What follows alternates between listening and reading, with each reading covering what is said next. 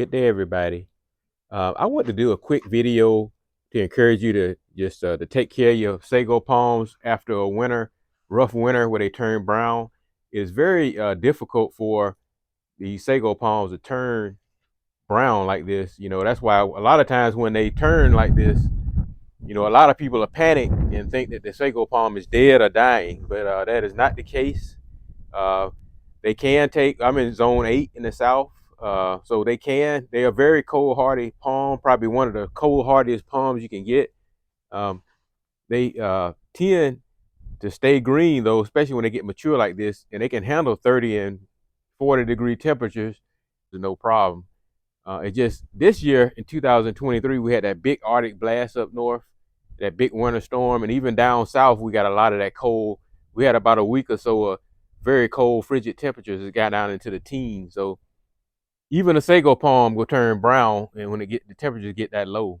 So that's what happens. So every sago palm in this area turn brown. So I just want to do a quick video to encourage people to not give up on them, not pull them up, not do anything like that, because they haven't died. As long as that bulb is solid, it's always gonna be alive. All you gotta do is just push down on that bulb. As long as it's solid, the sago palm is alive. So what we're gonna do is gonna trim them back, and it's very vital to do that early in the spring. Go ahead and trim them all the way back. Get all of the brownness off of them. Because what that would do is it encourage them to go ahead and sprout out. If you don't cut the brown leaves off, then it'll delay them in sprouting out. And sometimes that delay can, I doubt it causes it to die, but it can cause it, to have a setback and not put out any new prongs the whole summer. And you don't really want that because you can lose it if you don't do that. You don't if you got a mature one that's very mature, that's established. You don't even need to do any fertilizing to it or anything like that. If you do have some young ones that are 2 or 3 years old, you may want to trim them all the way back and put a little bit of granule fertilizer, like a triple 13 or triple 10. It's an even base fertilizer, just to give it a little more boost and a little more encouragement to go ahead and sprout out, because you want to get it to sprout as soon as you can. So I got a few other ones I'm going to show you that every one I had have gotten brown. All right, here's my other ones. And excuse my mess. It's the first of the spring. I got a lot of cleaning up to do back here. So when I come back, I'll have it clean back here. But uh, as long as you can see how those, prongs are shooting straight up, just almost like if they were when they were green, that's a sign that there's no damage to the plant itself. Also, you can, just touch the bulb. Make sure you put some gloves on with. So don't be real careful. But as long as that bulb is solid, then it's no damage to the plant. So all these are the same way. As long as those prongs are sitting up, the bulb is solid. Now this one right here did die. You can tell. One is a young planting. I just planted it last year, so it was a brand new planting, and you can tell by the way those leaves are just falling flat down. That something not right, because it's not able to. That bulb is no longer supporting the prongs. So, and then they'll come right out, just pull right out. And then that bulb is kind of soft, So that one right there did die. So, but it's no problem. I got a good video on doing the pups in pots. And I did have some pups in pots, and I just, when we got down to those cold temperatures, I put them all in my storage room, so they didn't die. So I got plenty of replacement sagos to replace this one. So I'm gonna put a new one here. When you cut your sagos back during a situation like this where it has lost all of this greenery and all of the leaves have died, or I call them prongs. The prongs have died. It's important to do exactly like you would do during the growing season and cut it back as close to that bulb as you can. Now, you want to do that during the growing season when it has greenery on it, to let the plant know that, okay, you no longer have greenery on there to keep up with. So now you can, put out a new sprout, So in this situation, the sago palm already knows it doesn't have any greenery to keep up with anymore, because they've already died. And you can tell, because when you look real close if you look real close, there has already died. So the sago palm should know that it needs to put some new sprouts out in the growing season. But by clearing all this out of here, what it'll do, it'll encourage it to put some healthy sprouts out. Because if you leave all these dead leaves on here, you run a risk of it not putting out a good sprout or a sprout that's gonna open up fully. You want that sprout to come up and open up fully so it can be ready for another sprout. Because when it in this situation like here, you need to get at least 2 more sprouts out of it during the growing season. It's a good chance some of these ones that's not real mature will sprout out 3 times in this situation. But you want to encourage it to at least get 2 sprouts. That way, at the end of the growing season, it should look like a healthy sago again. All right, so we're gonna continue to cut all these back. We're gonna go ahead and trim this one back. As you can see, this one right here is already starting to try to sprout out. So to ensure that we get as full of sprout out as we can, we're gonna go ahead and do some cleanup, little maintenance anyway. All these flower seeds and everything. This is a good opportunity to go ahead and cut all this stuff off, because it can build up moisture and it can cause disease, and it can cause the sago palm to rot, and it can affect your head. So it's important to keep all this cleaned out. And even down in here, you'll see right in here, it can get kind of moldy and algae. That's not healthy for the sago, because it can cause it again to get some kind of rotting going on in there, and it could possibly kill the sago palm, but if anything, it would cause it to try to grow another head. And you want to keep that single head growing at the top. So we're going to clean all this up here as well, because we want to get it where it can breathe.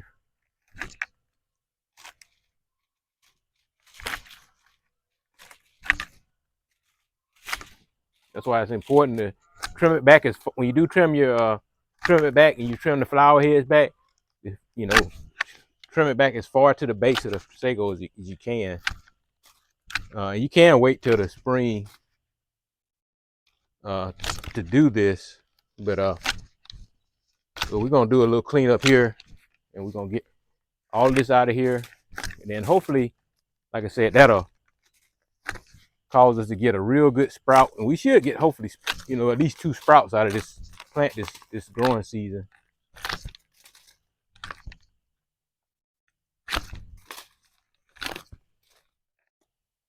Okay, y'all, I feel pretty good about how we got it. So I'm gonna get my hedge clippers and do a little more cleanup on it when I'm trimming my hedges back.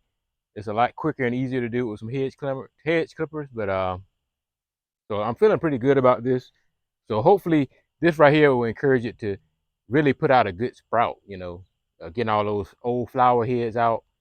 And, just remember, don't forget about your sago palms in the springtime. It's time to do maintenance to it as well.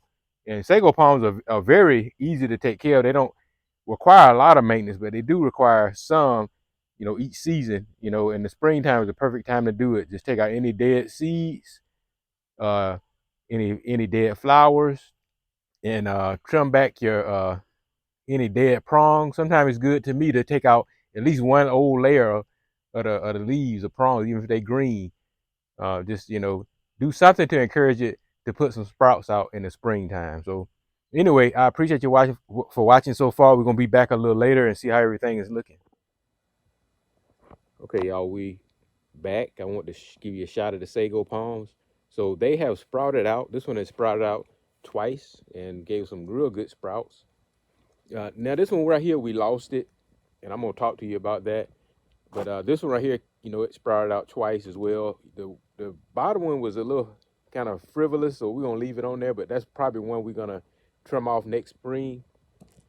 Same with this one right here. We got two sprouts. The bottom one was a little weak sprout, as you can tell. Then the second one was a nice full sprout. So again, we're gonna probably trim off that next spring. And that one is looking pretty good. I think it gave out a real good sprout. Same with this one. We got 2 heads. The second head didn't do a sprout, but we got one good sprout out of that one and one out of that one. Now we did lose these 2. So one thing I want you to learn from me is don't take your sago palm for granted. They very cold hardy plants, but you know, when the weather does start getting below, they can take a little bit of 30 degree weather at night with no problem. But, you know, you want to make sure, you know, once the weather get, you know, 20 degrees, and we very rarely had that kind of weather here in my neck of the woods. But we did get that Arctic blast that I spoke about in the winter 2022 that came from up north, and it caused us to have a few days of 20 degree weather. I think we might have had a day or two in the teens. So that's what caused them to get white, and that's what took these sago palms out. So, you know, if you have, you know, don't take them for granted. Don't think that they can't die when the weather gets real cold. So next time we do that, you know, next time we get temperatures like that, you know, I'm gonna make sure I cover them up. You know, the best thing to do is, you know, if you get several nights of 30 degree weather, or if you get down into the 20s, the best thing to do is just go ahead and trim them all the way back, trim all of the prongs off of them, and then cover them with an old. I always keep old comforters or old sheets, and you know, and just cover them up at night, and then the next morning take them off. And you know, it's easier to cover them up if you cut everything off of them. Besides, if you start getting 20 degree weather, then you know they're gonna turn brown anyway. So that's just food for thought. So we'll go and look at the ones in the front. Okay, these are our mature ones up front. So they didn't, you know, like I said, when they're very mature, they are, you know, even more cold hardy. But I won't even take any chances with these anymore. So this one right here, we did have one sprout come out of it, but it flowered, as you can see. So whenever it flowers, it's gonna delay it. You might get one sprout out of it. Sometimes you don't get a sprout. So I think the fact that we trimmed it all the way back, you know, freed it up to at least give us one sprout out. So that was good. And we're gonna wait a little bit later in the fall, and we're gonna, you know, clean those flower heads out. Now these right here can be germinated as well. I may do another video on sprouting out the seeds, but you gotta have a male flower, a male sago close by to pollinate those seeds for them to be a vital seed. And this one right here, you can see one of our heads, I think it was a small one. This is a double-headed one right here, and it did cone out, so it probably pollinated those seeds. But anyway, both heads sprouted out, and they're looking pretty good. So, and this right here had a nice full sprout. So just remember, you know, to you know, maintenance your sago palms every spring. You know, go ahead and cut the last layer that it came out with. Go ahead and cut that last layer off. To encourage it to at least put one sprout out each summer. And you know, in the fall, make sure you clean out your old flower heads. And you know, if you got a cone that, you know, get coned out, or if you have a male flower with cone, clean that cone out of there. Do a little maintenance, you know, cut back all your little pups, because I've got a lot of pups under here, and matter of fact, I got to clear some of these pups out of here and pot them up. I got a good video on making new sago palms out of these pups, and so if you get a chance, make sure you watch that video. So we're gonna clear some of those pups out of there, and so you'll have that through the summer months. They'll they have pups up under them, and they'll have a lot of, you know, grow their own little prongs or leaves. So it's good to just go ahead and cut all that back and take some of the big pups out during the fall. So, you know, sago palms are, you know, very easy to grow and maintain, but you do have to do a little maintenance to them at least twice a year.